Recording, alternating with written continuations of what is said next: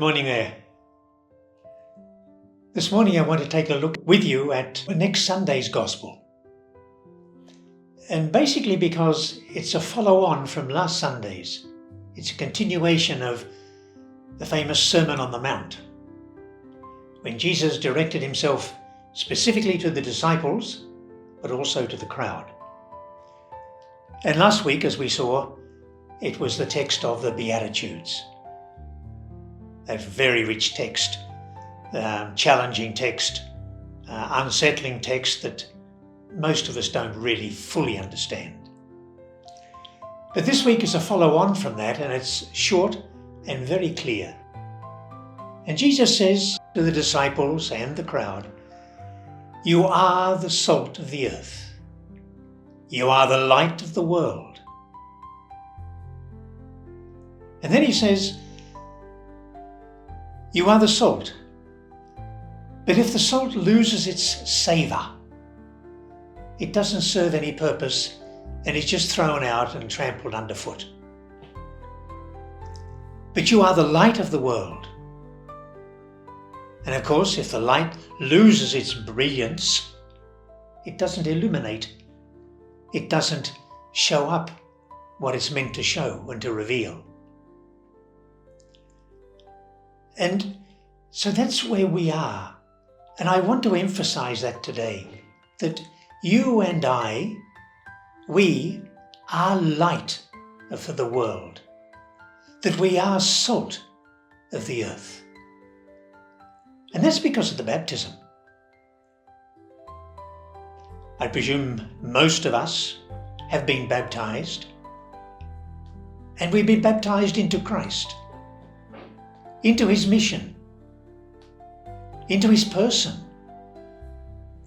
into the work of inaugurating and promoting in our world the reign of his Father for the good of all creation. And it's a beautiful invitation. But it's important, I think, to appreciate that we are the salt of the earth. We are the light of the world. In other words, the world needs us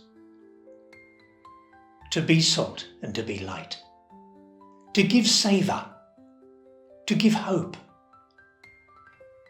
as salt, to give light and direction and focus as light. And I think of Isaiah text, the first text in today's Mass, or Sunday's Mass, is, "Give your bread to the hungry and give shelter to the homeless." You'd think he'd be speaking about today. I mean, it could be Ukraine, it could be Gaza, it could be Sudan, or it could be any city in Australia. Give your bread to the hungry and give shelter to the homeless. Now, we can do that in all different ways, of course, depending on our circumstances, our possibilities, and so on. But St. Francis, to whom Pope Leo is dedicated this year, St. Francis has an interesting saying too. He says, "Day in and day out, proclaim the gospel." And even with words, if you have to. It's a beautiful invitation to be salt and to be light, because this world needs us. You and me and the whole church, as a collective, as a community.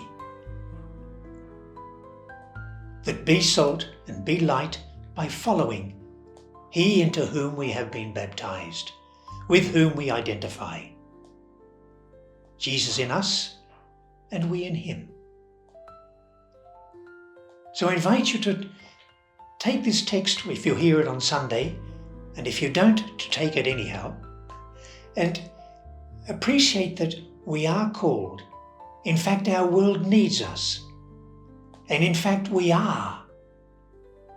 How we do it depends on each of us and depends on the church to which we belong and in which we participate and celebrate our faith. So that's my message for today, and it comes from the gospel. And it comes from prioritizing the most needy, the marginal, the excluded, the harassed and dejected, the hassled in our society today. Prioritizing them, because that is the reign of God. That is the mission of Jesus. And that it is into that we are called, to be salt and light for our world. God bless you. Have a great week, and we'll see you later.